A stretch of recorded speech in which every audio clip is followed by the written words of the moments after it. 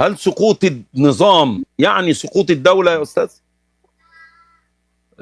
طبعا. من لماذا؟ وجهة نظري، من وجهة نظري لماذا؟ لماذا؟ لأن مش هيبقى في حكم سياسي، ولا يبقى في نظام، ولا يبقى في حد يحكم بلدك. ياما بسبب الأنظمة سقطت في دول العالم كلها وأقاموا.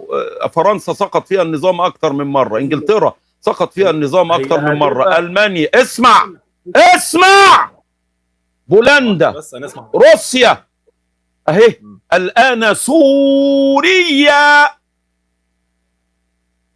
ليبيا، والناس واكلة وشاربة وعايشة وزي الفل. ولا أنت ما بتحبش تبقى زي الكل؟ حضرتك بتشتغل إيه يا أستاذ؟ طيب بعيدا عن انا بشتغل ايه، لا أنا عايز لازم بس اعرف حضرتك بتشتغل ايه، خلفيه جاي من اي خلفيه يا فندم؟ اتفضل.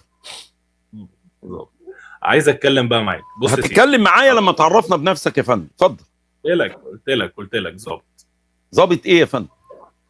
ظابط جيش، رتبه سيادتك وطالع ايه؟ مخصوص عايز ارد عليك. رتبه سيادتك ايه يا فندم؟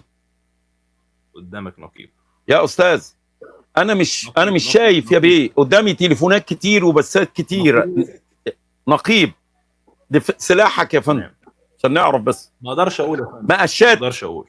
جمبري، واقف على حوض جمبري، بتبيع طماطم في السوق، واقف على منحل. يا استاذ مش دي اشغالكم؟ مش واقف تمام يا فندم؟ قائد خط الجمبري يا فندم، تمام يا فندم، قائد مصانع الفوم يا فندم. هو ما ده اسلوب؟ مش انت اللي بتتهرب. عملنا بقى انت ليه معقد الموضوع؟ اديني مساحتي. هديك مساحتك لما تحترم الناس، بص، وتبطل تسفه من الناس. هديك مساحتك. انا اقف. انا المواطن المصري بهجة السيد صابر مرسي سليمان، مواليد محافظة الجيزة، ولاء الدكرور زنين، وما زالت العائلة مقيمة في المكان. اقفل المايك يلا. عيب يا بهجت. اما يجي اقفل يلا. عيب يا بهجت يا صابر. اقفل المايك. عيب يا بهجت. شوف الوقت، انا هعرفك بنفسي عشان انت تعرفني بنفسك. بهجة السيد صابر مرسي سليمان، مواليد 22/2/1967، عنواني في مصر 79 شارع الاتحاد اللي هو العمومي، زنين، بولاء الدكرور، محافظة الجيزة. لا أتذكر الرقم البريدي. ما زال لي عنوان مقر، المفروض عنواني مكان بيت والدي هناك. باسبور، أحمل باسبور مصري بالمواصفات اللي اديتها لكم. باسبوري الأمريكي أدعى فيه بهجة صابر، مقيم في شارع 38، عمارة 432، شقة 3W، مدينة نيويورك، وتدعى منهاتن، ولاية نيويورك، الولايات المتحدة الأمريكية. الرقم البريدي 10018، رقم تليفوني 1646-221-2462. عرفني بنفسك يا فندم. على المعاش قبل ما انسى، انا راجل على المعاش. اتفضل يا استاذ، عرفني بنفسك بقى عشان نعمل الحوار. اتفضل يا طيب سعاده النقيب. شايف ان انا أقدر. يا استاذ انت شايف ان يبقى انت جبان، يبقى انت جبان مش كده؟ انا لو مكانك، لو انا دلوقتي موجود في بلدك وفي المكان اللي انت فيه هعرفك بنفسي، لكن انا دلوقتي ما ينفعش اعرفك بنفسي. ليه؟ بس انا اعرفك بنفسي يا استاذ. انت خايف؟ انت الجيش بتاعك مش عارف يحميك؟ انت خايف مني؟ يحميني مش منك. امال مين؟ خايف اقول حرف غلط. ليه؟ يا انت مش حافظ اسمك النوغه ولا عارف معلوماتك يا سيادة النقيب؟ لا دي كبيره قوي دي. النوغه خايف مش حافظ عنوانك؟ شوف كده، يمكن ماما كاتبهولك على دراعك ولا حاجه حبيبي. النوغه خايف يغلط في عنوانه واسمه وتاريخ ميلاده. النوغه لا خالص. النوغه خايفه من ايه يا بيضه؟ عايز تعرف؟ اتفضل. عاوز تعرف ايه؟ انا تحت امرك. لا معلوماتك الشخصيه، انا اديتك معلوماتي، عاوز معلوماتك زي معلوماتي. اتفضل النوغه. بقى هديك، اسمعني بس، اسمعني للاخر. اسمي محمد، تمام. لا محمد في مدينة ايه ده نصر. يا حبيبي مع بعض. مين اللي عملها مع عمه محمد؟ نسمع بعض. بابا اسمه ايه يا محمد؟ بابا اسمه ايه؟ انت تايه ليه يا محمد؟ قول لي تايه ليه؟ خايف مني ليه يا محمد؟ خايف مني ليه؟ انا بقولها اهو يا محمد، خايف مني ليه؟ جيشك مش هيعرف كده كده كده يحميك. قول لي اسمي بابا ايه وجده ايه وجد جده ايه وعنوان سكنك فين؟ خايف من الشعب ليه يا سعادة البيت؟ خايفين من ايه؟ ما انتوا اللي راكبين عليه، ده انتوا اللي معاكوا الاعلام والشرطه وامن الدوله ومعاكوا السلاح ومعاكوا المم ومعاكوا كل حاجه. خايفين من ايه يا بيه؟ اطلع وخليك شجاع. نفسي اشوف واحد فيكو جاي من ظهر ابوه يبقى عارف اصله ايه ويطلع يقول انا محمد ابن وابن وابن وده عنواني وتاريخ ميلادي ورقمي القومي والذكر يشرفني. ده انا النقيب، ده انا عضو في الجيش المصري. يلا عرفتوا يا بيه ان انتوا جبنة داخلين عشان تسرقونا وتنهبونا وتطلعوا ديك ابونا. مالكمش لا في قتال ولا في تحدي، جبنة ومرعوبين وخايفين ليه يا بيه؟ انت بتعمل حاجة غلط ولا ايه؟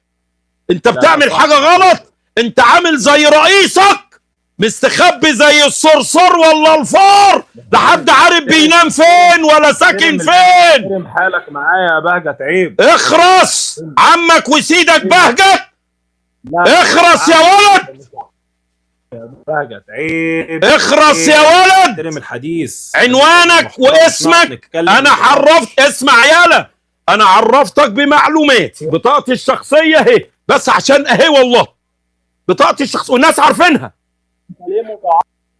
انا مداريها عشان بناخد حظر لما بوريها، كل ما بوريها بس بياخد انت حظر. ليه معقد يا بهجت؟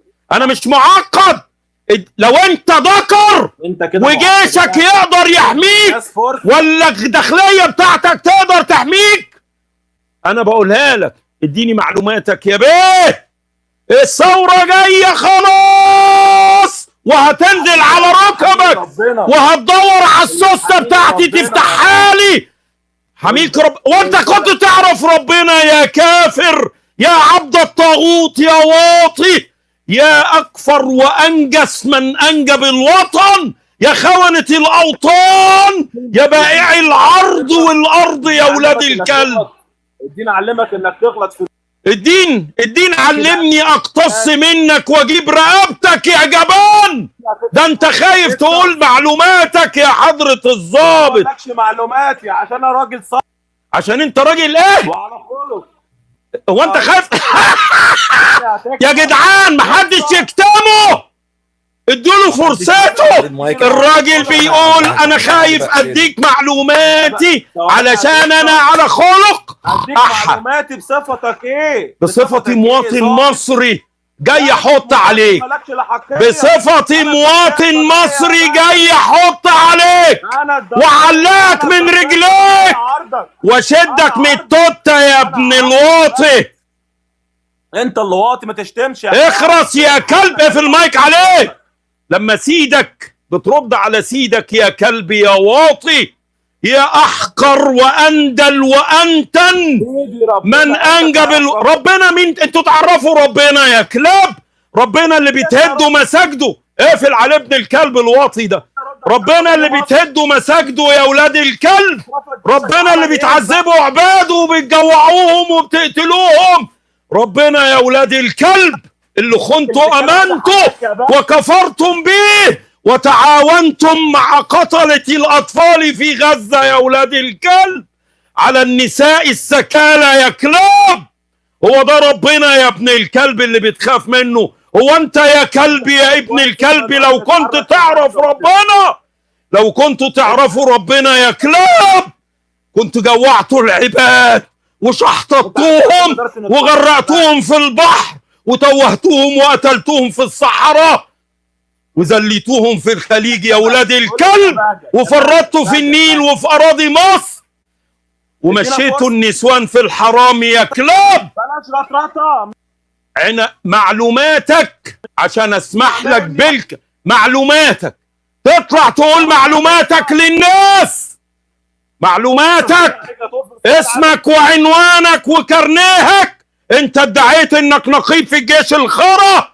انت خايف مني يالا ولا ايه؟ خايفين من الشعب يا بيتوا خايفين ومرعوبين. هتيجي انت ووزير دفاعك تحت وهتكسوا على ركابكم وتدوروا على واحد من الاحرار. يا معلم قربت يا حبيبي، قربت. افضل الاول على العالم يا بهجت. قربت يا كلب، قال لك قربت يا حقير. سالمين امنين. ادخلوها. لا ده احنا هندخلها فاتحين باذن المولى رب العالمين. هندوس عليكم بدباباتنا اللي جبناها بفلوسنا يا كلاب. هنعلقكم في مواسير الدبابات لتكونوا عبرة لكل خائن عميل كافر محارب لله ورسوله.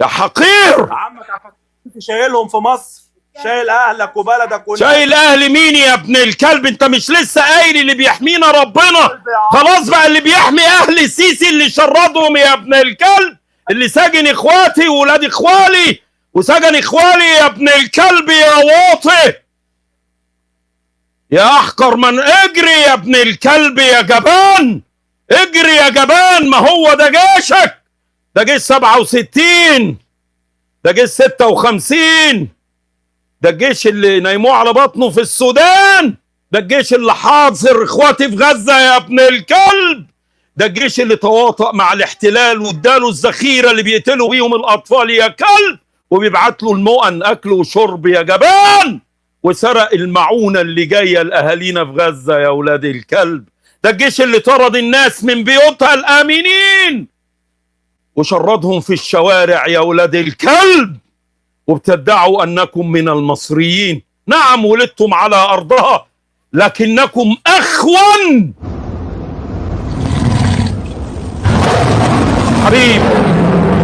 حبيبي يا غالي أنا 6، لكنكم أخون من أنجب الوطن يا ولاد الكلب يا وطين.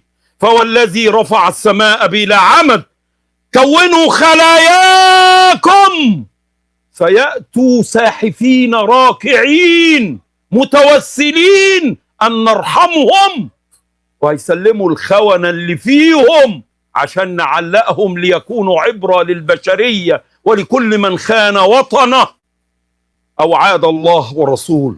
والله هانت. شكل خليتك يا عمي وما تعملش حاجة. جروبك من 10-15 استعدوا لقد حان عام سقوط هذا النظام القاتل الفاجر.